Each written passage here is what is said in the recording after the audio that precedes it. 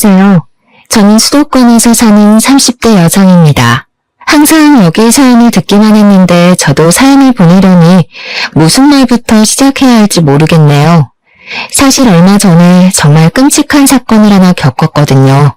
아직도 그때 생각하면 심장이 두근거리고 손이 떨리지만 이제는 그 일에서 벗어나고자 어렵게 컴퓨터에 앉아 사연을 보내려고 합니다. 비록 그리 횡설수설하더라도 넓은 마음으로 이해 부탁드려요. 먼저 본격적인 이야기를 하기에 앞서 우리 집 이야기를 해야 할 듯합니다. 저희 아빠는 제가 태어나기 전부터 할아버지의 사업을 물려받아 전자부품 제조회사를 운영했어요. 아빠는 회사를 키우는데 청춘을 바쳤고 그 결과 작년 기준 직원 수는 100명, 연매출은 150억 정도 나옵니다. 엄마는 아빠 회사의 사무실 업무를 담당하고 계세요. 저는 수도권의 4년제 대학교 영어영문학과를 졸업하고 처음에는 아빠 회사에서 일하려고 했지만 돌아다니기를 좋아하고 한 곳에 진득히 있지 못하는 성격이라 회사 생활은 너무 지루하고 재미없을 것 같았습니다.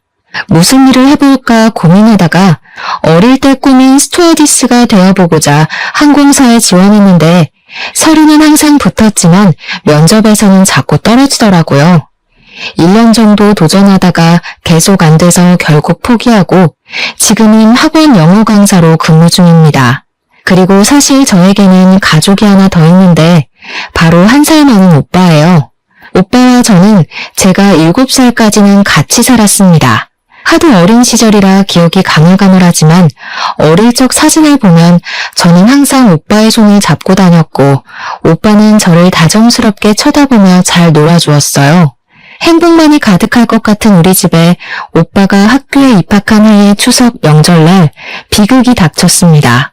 수도권에 살던 우리는 우리 집과 가까운 친할머니 집에 있다가 전라도에 사시는 외할머니 집에 가기 위해 고속버스 터미널에 갔어요. 원래 명절 때마다 터미널에는 사람이 붐볐지만 그 해는 유난히 사람이 많아 아빠는 오빠를, 엄마는 내 손을 꼭 붙잡고 이동하다가 사람들에게 휩쓸려 오빠가 아빠의 손을 놓쳐버렸습니다. 아빠가 바로 오빠의 이름을 불렀지만 오빠는 증발한 것처럼 사라져버렸어요. 그 뒤로 한동안 저는 친할머니 집에 있고 부모님은 오빠의 행방을 찾으러 몇 년 동안 전국 각지를 돌며 다녔지만 오빠의 머리카락조차 발견되지 않았습니다. 오빠가 실종되고 우리 집은 몇 년간 초상집이었어요. 웃음소리도 대화 소리조차도 없었고 그저 눈물과 한숨소리로만 가득했습니다. 부모님이 저에게 화를 내거나 무섭게 하시지는 않았지만 부모님의 얼굴에는 그늘이 가득했었고 저는 그런 부모님께 투정이나 어리광 한 번 부리지 못하고 자랐어요. 그렇게 5년 정도가 지났습니다. 부모님은 여전히 슬픔에 잠겨 있었고 저는 왜인지 모르게 자주 배가 아프고 무엇보다 두통이 심했어요. 동네 내과 소아과에서는 큰 이상이 없다고 했지만 저는 많이 아프고 힘들어서 친구들과 놀지도 못했습니다. 그래서 대학병원까지 가서 검사한 결과 우울증 진단이 나왔어요. 부모님은 그 결과를 듣고서는 아들도 잃고 딸까지 잃을 뻔했다면서 펑펑 우셨습니다. 그리고 그날 이후로는 부모님이 점차 달라지셨어요.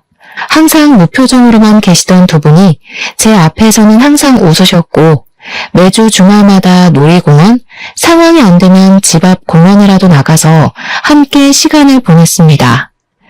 여전히 부모님은 오빠를 잃은 슬픔이 크긴 했지만 적어도 제 앞에서는 이전처럼 눈물이나 한숨을 보이지 않으셨어요. 이런 부모님의 노력 끝에 저는 우울증을 극복하고 다시 밝게 살 수가 있었습니다. 물론 아직도 제 마음에는 오빠를 잃은 아픔이 있기는 했지만요. 아무튼 무사히 대학교까지 졸업하고 학원 영어 강사가 되었고 친구가 소개팅을 해줘서 남편을 만나 결혼도 했습니다. 남편은 홀어머니를 모시고 사는 외동아들이에요. 저의 시어머니는 요양원 원장님이시고 상당히 직설적으로 말하는 성격이십니다. 처음에 제가 인사를 갔을 때도 제 직업에 대해서 들어보시고는 그깟 강사가 벌면 얼마나 버냐고 하시던 분이세요. 그래도 저에게 설거지, 제사, 김장과 같은 일을 시키시지도 않았고 부당한 요구를 하시는 분은 아니시기에 크게 불편하지는 않았습니다. 남편도 저는 물론 친정 부모님께도 정말 잘했으며 집안일도 잘 도와주었어요. 결혼 후 남편과의 관계도 돈독했고 저도 강사로서 어느 정도 입지를 다지며 남부럽지 않은 신혼생활을 즐기고 있었습니다. 다만 아빠의 회사 근처에 비슷한 업종의 회사가 새로 생겨서 매출이 조금 줄어들기는 했지만 그래도 큰 타격을 입을 정도는 아니었어요. 그러던 어느 날이었습니다. 아빠의 생신을 앞두고 평일에는 다들 일하느라 한자리에 모이기 힘드니 주말에 같이 점심을 먹으며 아빠의 생신 파티를 하기로 했어요. 그런데 미리 약속했던 날 아빠와 친한 거래처 사장님의 딸이 결혼식을 하는데 제 결혼식 때도 오셨던 사장님이시라 안 갈 수가 없다고 하셔서 어쩔 수 없이 점심 약속을 저녁으로 미뤘습니다.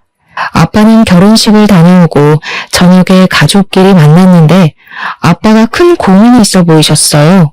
저는 걱정이 돼서 결혼식장에서 무슨 일 있었냐고 물었더니 아빠가 하는 말이 결혼식장에서 오빠와 닮은 사람이 만난 것 같다고 하시는 게 아니겠어요? 저와 엄마는 깜짝 놀라 무슨 소리냐고 한번 자세히 좀 말해달라고 했습니다.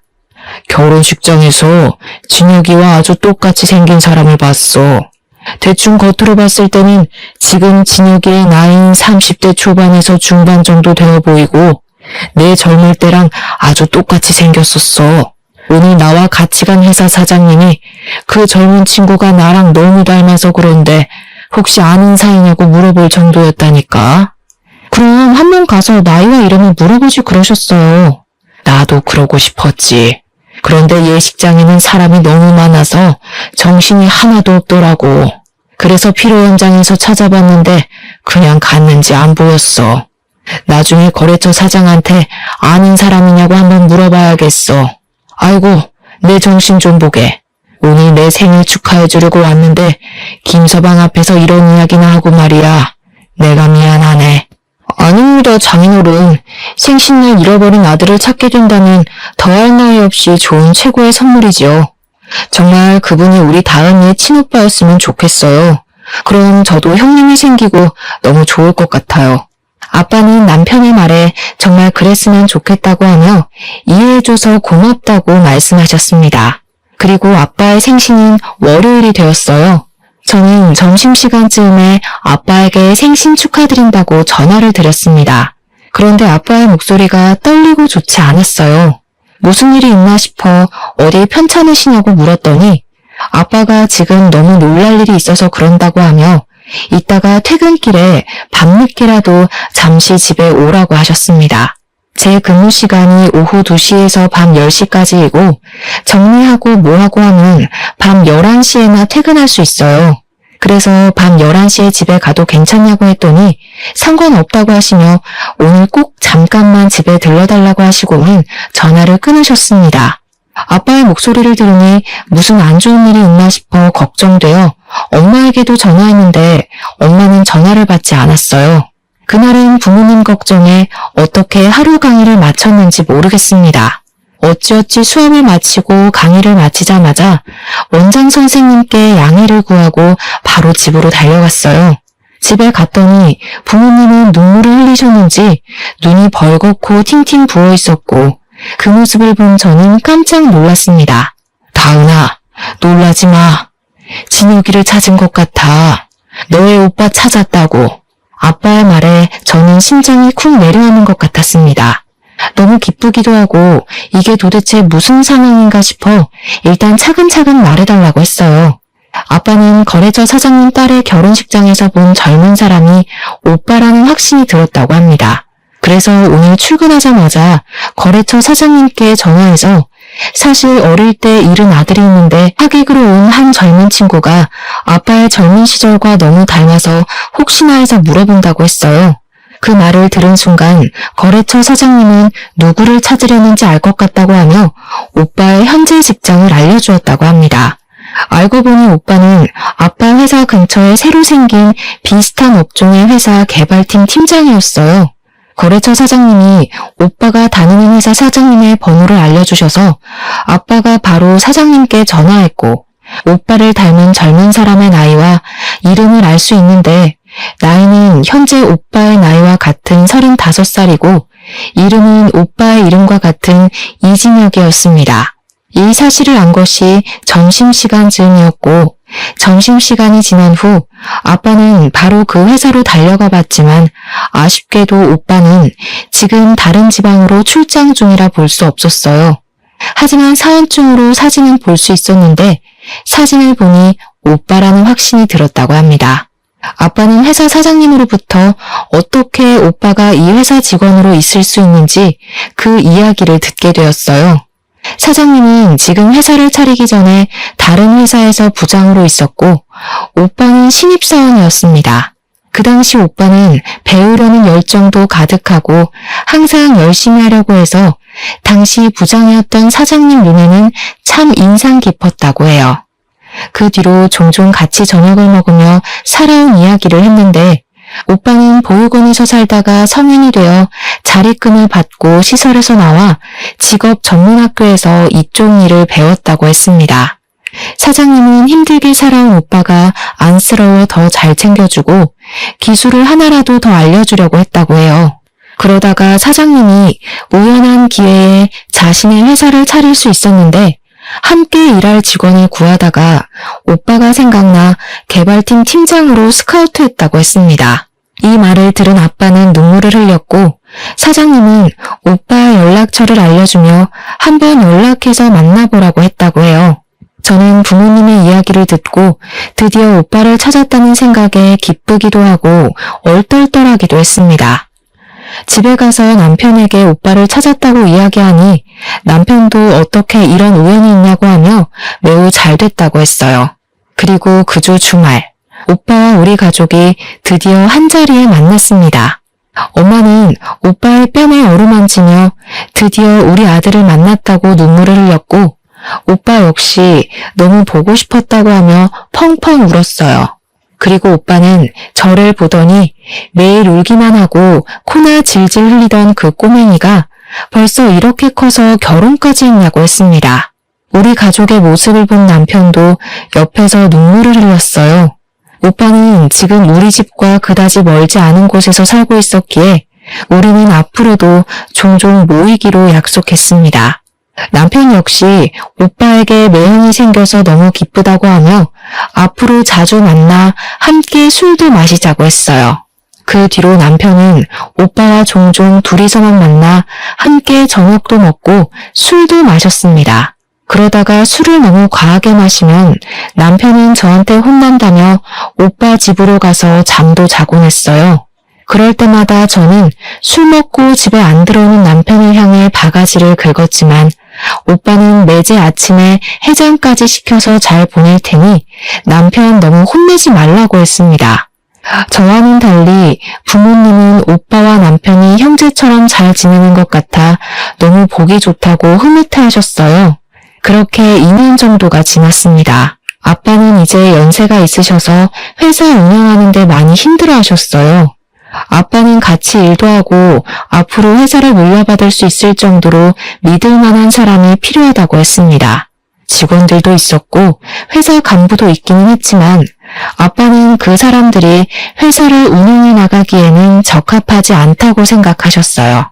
그래서 아빠는 오빠가 아빠의 회사로 오기 바랐지만 오빠는 지금 있는 회사의 사장님께 죄송해서 이직하기 어렵다고 했습니다.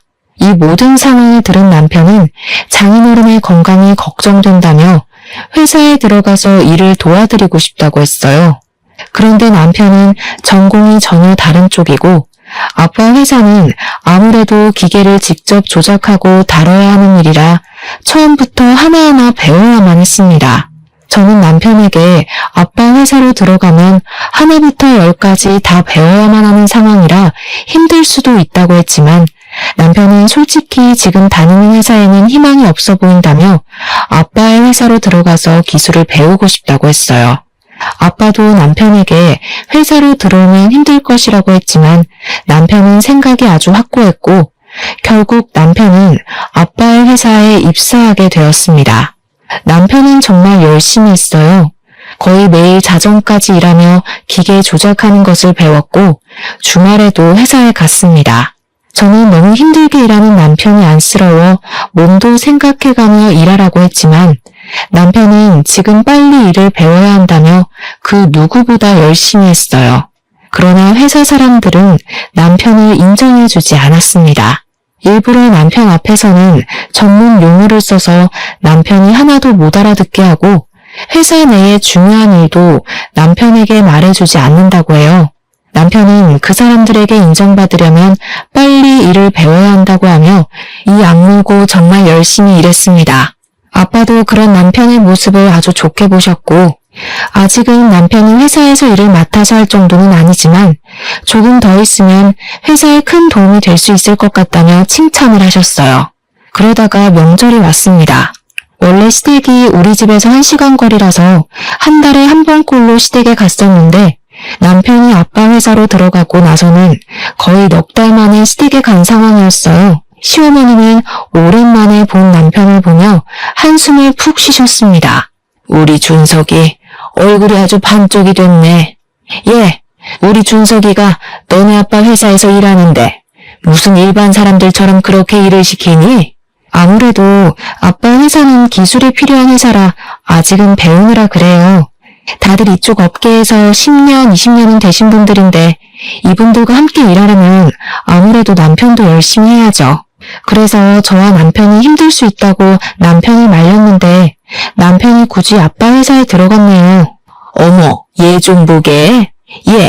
아무리 그래도 준석이가 사장님의 사위인데 그냥 한 자리 하나 주면 안 되니? 누가 들으면 무슨 너네 아빠 회사가 대기업인 줄 알겠다. 그래봤자 동네 구멍가게 수준인 가게인데 뭘 그리 따지고 드니? 그냥 빨리 딸인 네가 너네 아빠한테 우리 아들한테 부장이나 차장 같은 자리 하나 주라고 말해봐. 그래야 빨리 우리 아들도 사장도 하고 하지 않겠어? 너도 기왕이면 사장 와이프면 좋잖아. 우리 아들 그래도 수도권에 4년제 대학도 나오고 이전 회사에서 그래도 인정받으면서 살던 애인데 너무 고생해서 안쓰럽다. 어머니, 지금 어찌어찌 해서 남편이 관리직에 앉았다고 해도 기술에 대해서 전혀 모른다면 분명히 사람들에게 무시당할 거예요. 그런 것 때문에 아빠도 남편에게 쉽게 관리직 자리를 못 주시는 거고요. 참 네가 융통성 없는 게 네 아빠 닮아서 그런가 보다. 내가 말을 말아야지. 우리 준석이만 고생이네. 시어머니는 살 빠진 남편의 모습에 크게 안타까워했습니다.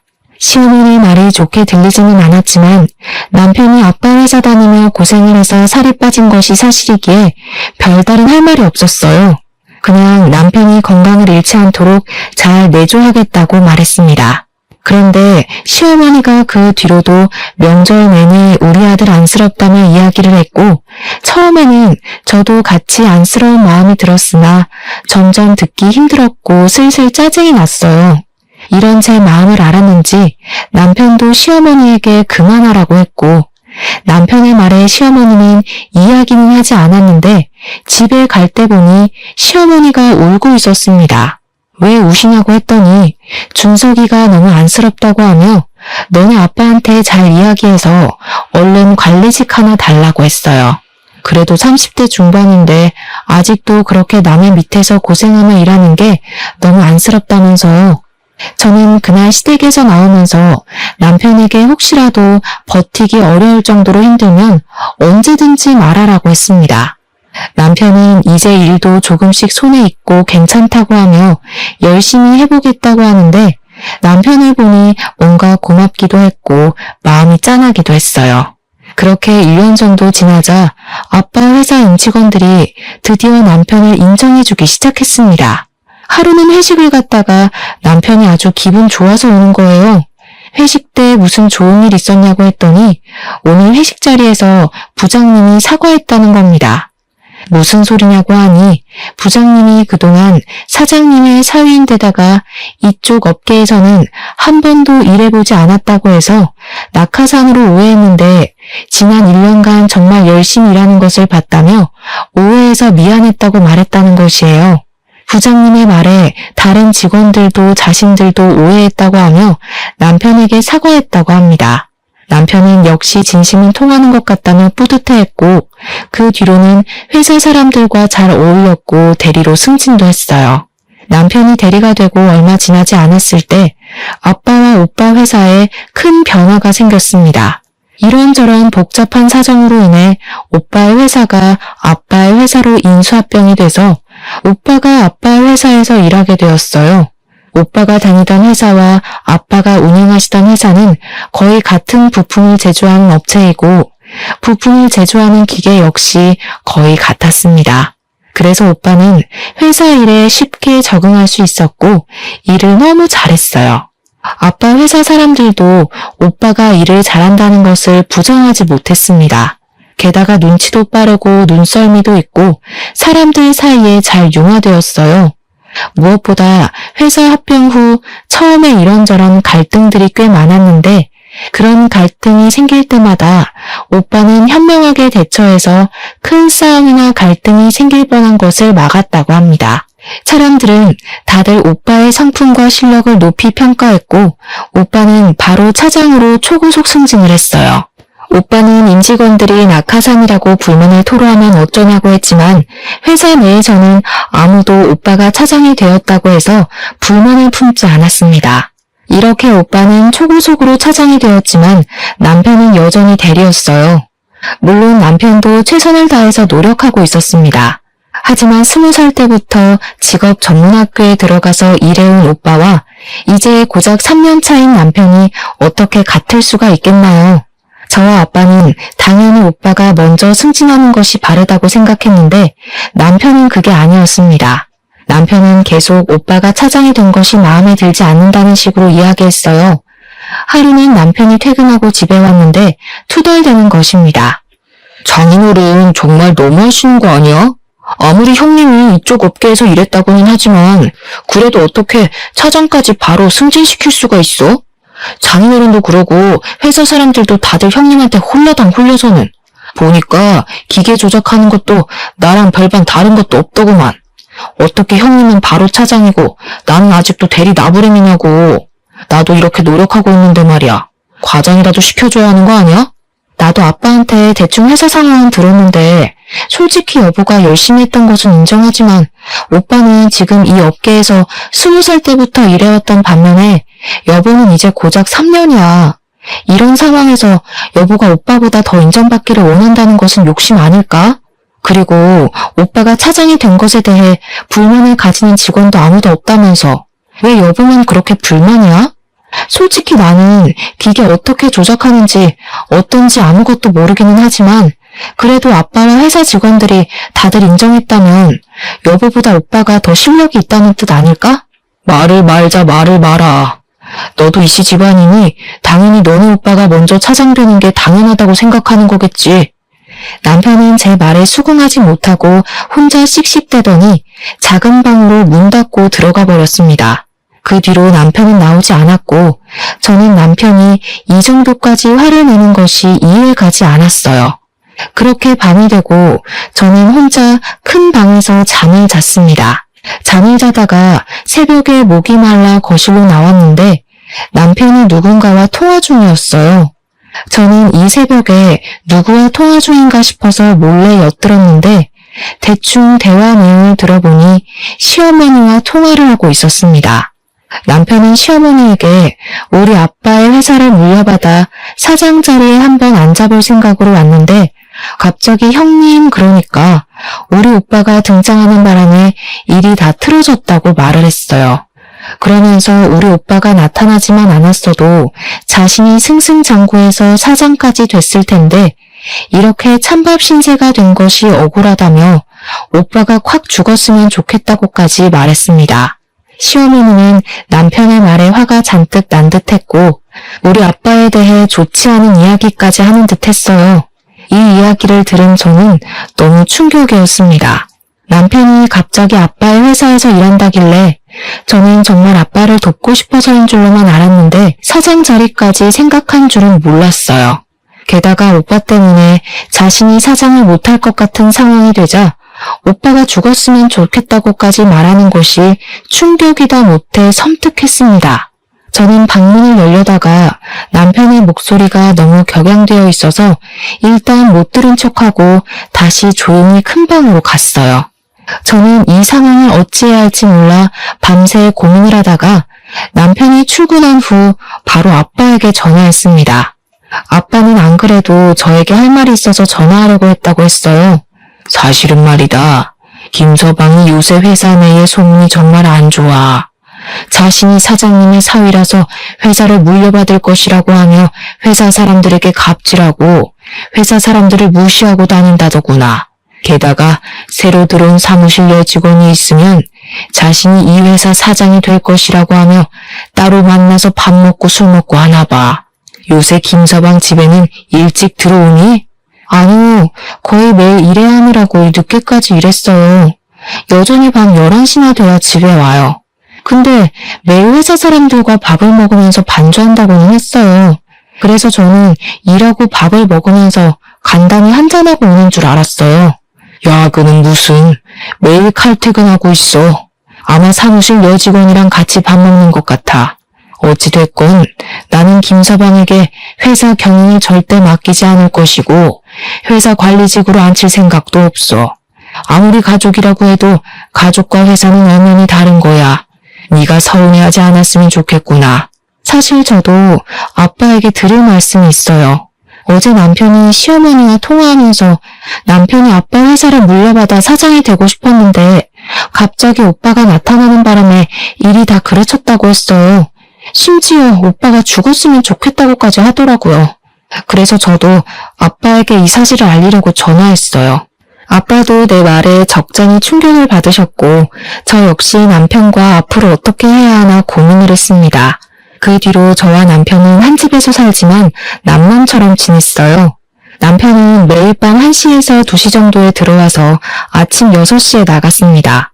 남편과 대화를 해보려고 해도 집에 오면 바로 작은 방에 문을 닫고 들어가 버리고 저랑은 눈도 마주치지 않으려고 해서 대화조차 할 수가 없었어요. 그러다가 주말이 되었습니다. 아침 10시쯤에 일어났는데 남편은 일찍부터 어디론가 나가서 보이지 않았어요. 남편이 한 번씩 주말에 운동하러 나갔다가 오후 늦게 집에 들어왔었기에 당연히 남편이 운동하러 갔을 것으로 생각했습니다. 저 혼자 간단히 밥을 먹으려고 준비하고 있을 때 엄마에게 전화가 왔어요. 겉절이랑 남편이 좋아하던 갈비찜도 하고 밑반찬 몇 개 했다고 하시며 아빠와 함께 집에 잠깐 들려도 되겠냐고 하셨습니다. 저는 지금 남편 없으니 집에 오시라고 했어요. 잠시 후 엄마와 아빠가 갈비찜에 겉절이에 밑반찬을 한가득 들고 오셨습니다. 부모님은 집에 오시자마자 냉장고 앞으로 가셔서는 냉장고에 반찬들을 하나하나 넣어주셨어요. 그러고 있는데 밖에서 비밀번호 누르는 소리가 들렸습니다. 저는 당연히 남편인 줄 알고 현관으로 갔는데 남편과 시어머니가 함께 서 있었어요. 시어머니는 저를 보자마자 뺨을 때렸습니다. 내가 저번 명절 때 분명히 말했지? 너네 아빠한테 말해서 얼른 관리직이라도 한 자리 달라고 말이야. 아니 지금 너네 아빠 회사에 다닌 지 몇 년이 됐는데 아직도 대리 나부랭이가 뭐니? 너네 오빠가 뭔가 하는 사람은 들어온 지 한 달 만에 차장 달았던데 솔직히 너네 아빠 너무한 거 아니냐? 아빠도 다 생각이 있으셔서 그렇게 하시는 거죠. 아무리 그래도 그렇지 이렇게 막무가내로 오셔서 갑자기 제 뺨을 때리시는 건 너무하신 거 아니에요? 뭐가 너무해? 나 지금 너 머리채도 잡고 싶은 거 간신히 참고 있다. 아니 도대체 그깟 구멍가게에서 왜 그리 관리직 자리를 안 줘? 지금 당장도 우리 아들 사장 자리에 앉혀놓으면 잘할 텐데 왜 우리 아들을 못 믿고 그렇게 노예처럼 부려먹냐고. 그리고 네 오빠라는 사람은 솔직히 몇십 년 만에 만났으면 남남 아니야? 네 오빠라는 사람한테는 한 달 만에 차장 자리 주고 3년 가까이 일한 우리 아들은 아직도 대리이고 이게 말이 된다고 생각해? 손을 놓쳐서 사라졌으면 평생 죽은 듯이 살았어야지. 왜 갑자기 나타나서는 우리 아들 앞길을 방해하고 난리야? 에이 그냥 보육원에서 죽어버리지. 시어머니는 우리 아들이 아직도 대리인 게 말이 되냐며 이거는 명백한 차별이라고 소리를 고래고래 질렀습니다. 부엌에서 음식을 정리하고 있던 부모님은 시끄러운 소리에 현관으로 오셨고 시어머니의 말에 화가 많이 나 보이셨어요. 사돈, 지금 이게 무슨 말씀입니까? 터진 입이라고 그딴 말 짓거려도 되는 겁니까? 어떻게 말을 그따위로 할 수가 있어요? 아이고, 두 분 다 여기 계셨네요. 마침 잘 됐네요. 우리 어디 한번 솔직히 까놓고 하나하나 따져봅시다. 아니 도대체 준석이가 뭐가 그리 부족합니까? 네? 3년 동안 그렇게 그쪽 회사에서 죽어라 이랬는데 사장 자리는 못 내줄 망정 아직도 대리냐고요. 아직 기술이 많이 부족하니까요. 저희 회사 관리직에 계시는 분들 전부 다 최소 10년은 이쪽 업계에서 일한 사람들입니다. 그런 사람들을 제치고 고작 3년밖에 일하지 않은 김서방에게 관리직을 어떻게 내어준단 말입니까? 그게 말이나 돼요? 그럼 그쪽 아들은요? 아니, 잃어버리면 남남이지 왜 갑자기 나타나서는 우리 아들보다 더 높은 차장이 된답니까? 이게 바로 낙하산이지 뭐예요? 우리 아들은 20살부터 이미 이쪽 업계에서 일해왔어요. 우리 회사에서 일하지는 않았지만 이미 동종업계에서 인정받고 있었다고요. 그래서 회사 사람들의 인정을 받고 차장 자리까지 갈 수 있었던 거예요. 그리고 저도, 다은이도 당신 아들이 우리 회사에서 일하길 바란 적 없습니다. 김서방이 우리 회사에서 일한다고 했을 때 둘 다 말렸어요. 그래도 굳이 우리 회사에 들어와서 일하겠다고 고집 부린 건 김서방입니다. 저는 한 번도 김서방에게 우리 회사 사장 자리 내준다는 말을 한 적 없고 조금만 잘하면 관리직 주겠다는 말도 한 적이 없습니다. 그런데 갑자기 오셔서 이런 식으로 화내고 우리 딸 뺨을 때리고 협박까지 하시는 건 정말 너무 어이없고 황당하네요. 아무리 그래도 사람이 염치가 있고 융통성이 있어야지. 아니 어떻게 자기 사위가 자기 회사에 들어왔는데 잘했다고 빨리 관리직은 못 내줄 망정. 어떻게 3년 동안 그렇게 노예처럼 부려먹을 수가 있어? 이렇게 앞뒤가 꽉 막혀서야. 듣자 하니까 너무하시네요. 그럼 뭐 낙하산이라고 소문내면서 아무것도 모르는 사람을 사원에서 차장으로 초고속 승진이라도 시켜야 한다는 말입니까? 우리 아들이 뭘 몰라요, 뭘? 우리 아들 그래도 수도권 4년제 대학 나온 인재야. 인재라고. 진짜 이 집구석은 말이 안 통하네. 준석아, 가자. 너 일단 집구석이랑 이제 연 끊고 이혼해. 너도 이제 이 집구석 싫지? 네. 저도 사위한테 사장 자리 하나 안 내주는 장인어른의 사위 노릇 할 생각 없네요. 엄마 말씀대로 우리 이혼하겠습니다. 잘 됐네. 나도 너의 새까만 속내 알고 어떻게 해야 하나 고민했었는데 우리 갈라서자. 이혼하자고. 이혼하자는 내 말에 남편은 시어머니를 모시고 집에서 나갔습니다. 저와 부모님은 한참 동안 우리는 말을 잇지 못하다가 어렵게 엄마가 진짜 이혼해도 괜찮겠냐고 물었어요. 저는 엄마에게 지금 아이도 없고 검은 속내가 가득한 사람인데 어떻게 같이 살겠냐고 했습니다. 부모님은 알겠다고 하시며 일단 내일은 주말이고 하니 부모님 집에서 같이 있자고 했어요. 저는 부모님이 챙겨주신 반찬들을 다시 챙기고 제 짐들을 챙겨서 친정으로 갔습니다. 친정에서 같이 저녁을 먹고 밤 11시쯤에 잠을 자려는데 엄마의 핸드폰이 울렸어요. 보니까 전화를 건 사람이 오빠였는데 엄마는 이내 표정이 아주 심각해지셨습니다. 왜 그러시냐고 물어보니 다세대 주택 1층인 오빠의 집에 불이 났다는 것이에요. 다행히 화재 당시 오빠는 잠깐 지인을 만나러 나간 상태여서 다치지는 않았고 다른 집에 사시는 분들도 바로 다 대피해서 인명피해는 없었습니다. 불은 이웃의 신고로 10분 만에 바로 꺼지기는 했지만 오빠가 살던 집 내부가 다 타버렸어요. 일단 오빠는 바로 부모님 집으로 왔고 저는 오빠에게 어쩌다 불이 난 것인지 물어보았습니다. 오빠의 말로는 지인을 만나고 집에 오는데 집 근처에서 남편을 본 것 같다고 했어요. 어두웠지만 분명히 남편이 평소에 자주 입던 운동복에 모자를 쓰고 있었고 남편도 역시 오빠를 본 것 같았지만 의도적으로 피한 것 같다고 했습니다. 그렇게 남편이 사라지고 나서 오빠 집에 불길이 치솟았다고 해요. 이 소리를 듣고 화가 난 우리 가족은 바로 남편은 방화범으로 고소했습니다. 다음날 화재 원인을 찾기 위해 합동 감식을 했는데 방화로 확인되었고 CCTV와 맞은편 주차되어 있는 차량 블랙박스를 확인한 결과 남편이 근처 쓰레기에 불을 붙이고 1층에 살던 오빠 집 창문에 투척하는 장면이 아주 적나라하게 찍혔더라고요. 남편은 바로 구속이 되었습니다. 저는 남편의 구속과 동시에 이혼을 하려 했으나 당당히 이혼하자던 남편이 이혼 동의를 해주지 않았어요. 결국 우리는 이혼 소송까지 하게 되었습니다. 이혼 소송까지 해야겠다는 제 말에 아빠는 직장에서 남편과 불륜 저지른다고 소문난 20대 회사 여직원의 인적 사항을 알려주셨어요. 저는 바로 그 상간녀와 만났는데 상간녀는 저를 보자마자 무릎을 꿇더니 아직 20대인데 제 앞길에 꼬이는 것 원하지 않는다고 하며 잘못했다고 빌었습니다. 그러면서 사실 유부남인 것을 알고 만날 생각이 없었는데 너무 치근대서 한두 번 만난 게 서너 번 됐다고 했어요.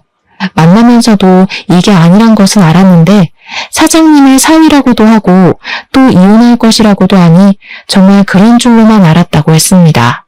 그러면서 원하시는 부모님이 계시는 지방에 내려가서 조용히 살 테니 제발 한 번만 용서해달라고 했어요. 저는 정말 상간녀 소송까지 할 마음으로 왔는데 상간녀의 이야기를 들어보니 상간녀도 그놈한테 속았다는 생각이 들었습니다. 그래서 상간녀 소송은 하지 않는 대신 남편이 불륜 피웠다는 모든 사실을 자백받고 증거까지 다 받았어요. 그리고 저는 이 모든 것들을 다 증거 자료로 제출해서 이혼 소송을 진행했습니다. 그냥 깔끔하게 이혼을 하면 될 일을 위자료까지 물어주게 생기자 시어머니가 저에게 전화했어요. 제가 전화를 받지 않자 시어머니는 계속 저에게 전화했고 그래도 끝까지 제가 받지 않자 친정집까지 찾아왔습니다.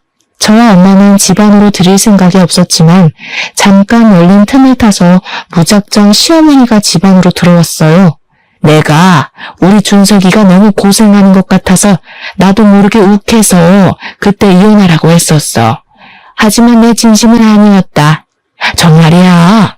우리 준석이가 방화를 저지른 것은 잘못이지만 이혼만큼은 안 하면 안 되겠니? 이제 나도 준석이도 자리 욕심 안 부리고 조용히 살게. 그러니까 네가 너네 아빠 아니지. 바깥사돈 좀 잘 설득해서 이혼하지 말고 죗값 받고 나오면 다시 그 회사에서 일하게 해주면 안 될까? 어머니가 먼저 이혼하라고 해놓고서는 지금 그게 무슨 소리세요? 그리고 어릴 때 잃어버리고 몇십 년 만에 찾은 우리 오빠한테 죽었으면 좋겠다느니 그런 막말을 하셔놓고 어떻게 용서를 바라시나요? 남편이 아빠 회사 여직원과 불륜까지 저질렀다는 거 알고 계시죠? 그런데도 제가 이 모든 것을 다 용서하고 옥바라지까지 해가며 같이 살라고요? 저는 절대 못합니다. 이혼 소송까지 해서 위자료까지 받을 거예요. 아시겠어요? 너 정말 너무하는구나. 그래도 이 어른이 이렇게 사과하러 왔는데 그냥 좀 넘어가주면 안 되냐? 정말 융통성은 1도 없는 집구석이라니까. 뭘 잘했다고 사과를 받아줘요? 당신 때문에 어렵게 찾은 우리 아들이 죽을 뻔했는데 당신 같으면 용서가 되겠어요? 참나, 우리는 법대로 할 테니까 그만 여기서 설치고 나가요. 꼴도 보기 싫으니까. 난 안 나가. 당신들이 이혼 소송 취하해줄 때까지 안 나간다고. 시어머니는 정말 우리 집에서 안 나갈 기세로 대자로 누워 시위했습니다. 엄마는 시어머니를 내쫓으려다가 힘에서 밀리자 어쩔 수 없이 경찰을 불렀고 시어머니는 결국 경찰들의 손에 끌려나갔어요. 저와 엄마는 이렇게나 끝까지 막말하고 뻔뻔한 시어머니를 가만히 둘 수가 없었습니다. 생각해보니까 옛날에 시어머니 요양원에 몇 번 갔다가 얼핏 봤는데 주방 직원분들이 위생모나 앞치마를 착용 안 하고 주방 상태도 엉망이었던 것이 생각났어요. 그래서 식품위생법 위반으로 시어머니의 요양원을 신고해버렸고 그 결과 영업정지 2개월 처분을 받았습니다. 안전모 앞치마 미착용은 당연하고 썩은 과일들을 값싸게 떼어와서 면역력이 취약한 노인들에게 급식으로 먹였던 것이 다 탄로났어요. 영업정지 처분을 받은 시어머니는 바로 저에게 전화해서 쌍욕을 했고, 저는 시어머니의 찰진 욕소리를 그대로 녹음해서 시어머니의 지역신문에 투고했습니다. 그러자 그곳에 부모님을 요양시킨 보호자들이 난리가 났고, 요양원 직원들도 시어머니의 막말에 도저히 일을 못하겠다며 전부 퇴사해버렸어요. 그 결과 요즘 같은 고령화 시대에 보기 드물게 요양원이 폐원했답니다. 이러한 일이 있고 나서 적지 않은 시간이 흘렀어요. 저는 지금 친정 부모님과 함께 살며 친정 아빠 회사로 들어가 사무실 직원으로 일하고 있습니다. 오빠는 여전히 회사에서 인정받으며 열심히 일하고 있어요. 남편은 이혼 소송에서 패소해서 위자료를 지급해야 했고 방아죄로 징역 2년이 선고되었습니다. 그리고 요양원이 폐원되는 바람에 당장 돈벌이도 잃고 아들의 옥바라지까지 해야 할 처지가 된 시어머니는 살던 집도 팔아버리고 허름한 원룸 하나 구해서 겨우 살고 있다고 해요. 이렇게 자리 욕심에 눈이 멀었던 전 남편과 전 시어머니는 해서는 안 될 잘못을 저질러 지금 죗값을 톡톡히 받고 있습니다. 아직도 저와 부모님은 오빠의 집에 불이 난 그날을 생각하면 두 손이 벌벌 떨리고 심장이 쿵 내려앉아요. 그때 오빠가 밖에 있어서 다행이었지, 만약에 집안에 있었다면 어렵게 찾은 오빠를 다시 영원히 못 볼 뻔한 것이잖아요. 부모님이 몇십 년 만에 오빠를 찾고 나서 기쁨의 눈물을 흘린 것을 옆에서 봤음에도 이런 일을 벌인 전 남편을 저는 평생 원망하고 증오하며 살 것 같습니다. 부디 저와 제 가족이 겪는 불행은 이것으로 마무리되었으면 좋겠어요. 실종, 방화라는 엄청난 사건을 겪었으니 이제는 우리 가족에게 꽃길만 펼쳐지길 바라며 저의 사연을 마칩니다. 감사합니다.